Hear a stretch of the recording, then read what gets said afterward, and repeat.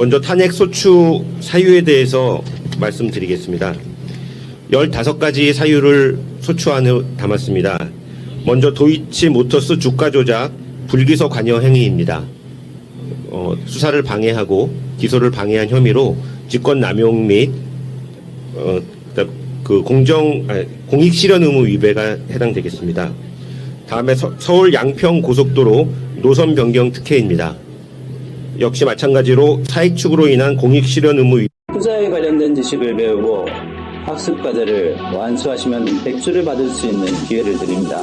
안녕하세요. 저는 박순혁입니다. 제가 추천한 종목의 수익률이 198%에 달합니다. 팬분들께서는 친구 추가 후 숫자 9를 보내주시면 11월 폭등주를 무료로 보실 수 있습니다.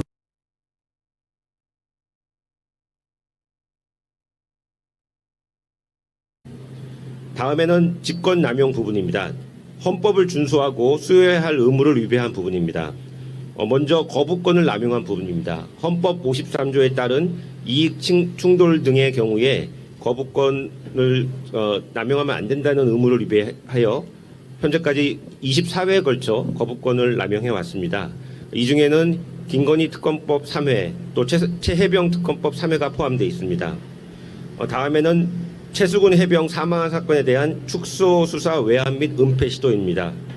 이 부분은 사건 수사를 축소하거나 은폐해서는 안 된다는 직권 남용뿐만 아니라 범인 도피죄에도 해당되고 있습니다.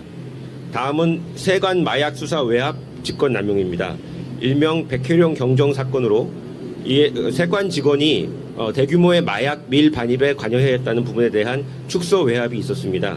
역시 직권 남용이 문제가 되겠습니다. 다음에는 대의민주주의 또 정치적 중립 의무 위배가 되겠습니다. 대통령이 이준석 국민의힘 대표를 축출하는 등 당대표 선출에 개입하고 국회의원 공천 등에 개입하는 당무 개입은 정치적 중립 의무를 위배하고 대의민주주의를 위반하였습니다. 또 공직선거법 위반에도 해당이 됩니다. 다음에는 명태균 국정농단 게이트입니다. 이 사안은 다시 대선 여론 조사 및 조작, 국민의힘 공천 개입, 창원 산당 국정 개입, 대우조선해양 노사관계 국정 개입으로 나눌 수 있습니다. 이 부분은 공직자윤리법 및 부패방지 권익위법을 포괄적으로 위반했을 뿐만 아니라 공무원의 당내 경선운동 금지, 또 공무원 등의 선거 관여 금지 등 공직선거법을 광범위하게 위반하였고 정치자금법 위반, 그 밖에 특정 범죄 가중처벌 등에 의한 뇌물죄 위반 등의 여러 가지 광범위한 혐의가 문제가 되고 있습니다. 특히 창원 산단이나 대우조선해양 관련해서는 공무상 비밀유지 의무를 심각하게 위배하였고 재산권 보장과 시장 경제 질서 및 노동기본권 보장도 침해하였습니다. 다음에는 법치주의 위반입니다. 국회 입법권을 침해하는 시행령 통치 부분이 되겠습니다.